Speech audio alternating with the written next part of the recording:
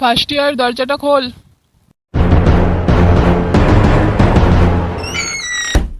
হ্যাঁ দাদা বলো।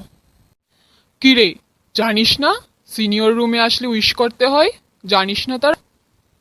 ফার্স্ট দিন শেখায়নি তোদের এগুলি? উইশটা কে করবে, তোর গার্লফ্রেন্ড? সরি দাদা, আজকে ক্ষমা করে দাও, কাল থেকে আর হবে না। আচ্ছা ঠিক আছে। তোর নাম কি? দাদা অভিজিৎ। পুরো নাম বল। অভিজিৎ কি তার কাটা না তার ছেঁড়া? জানিস না নাম বললে পুরো নামটা বলতে হয়? বাড়ি থেকে শিখে আসিসনি? অভিজিৎ দাস। কি রে, তোর নাম কি? সৌরভ দাস। থাপ্পড় চিনিস? গলার এত সাউন্ড কেন? গলার আওয়াজ নিচে, বাড়িতে গলার আওয়াজ দেখাবি। আর যদি বাড়িতেও না দেখাতে পারিস তাহলে একা রুমে বসে বসে গলার আওয়াজ দেখাবি। ঠিক আছে দাদা, সরি। আর হ্যাঁ, সব সময় কথা বললে যেন চোখ পায়ের দিকে থাকে, বারবার যেন কথাটা বলতে না হয়। ঠিক আছে দাদা। আচ্ছা, হোস্টেলে কে কে নেশা করছে রে? দাদা আমরা করিও না, জানিও না, আমাদের ধোঁয়াতে অ্যালার্জি। ধোঁয়াতে অ্যালার্জি? অন্য কিছুতে তো তোদের অ্যালার্জি নেই।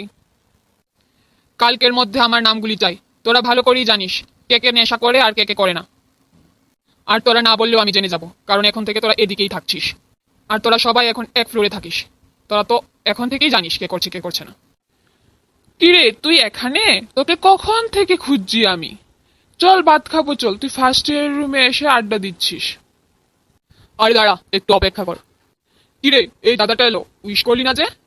একটা কথা বারবার বলে দিতে হবে? আমাকে তো এখনো করলি না, ওকেও করলি না। গুড ইভিনিং দাদা। চল খেতে চল, উপরে গিয়ে লেখা বাকি আছে, অ্যাসাইনমেন্টগুলি জমা দিতে হবে কাল। হ্যাঁ চল। আর এই শোন, কালকে তোদের দুজনের কাছে এন্ট্রি চাই। কি করে মুখস্থ করবি তোরা জানিস। সারা রাত জেগে মুখস্থ কর, তা দেখার আমার দরকার নেই। কাল আসবো আবার।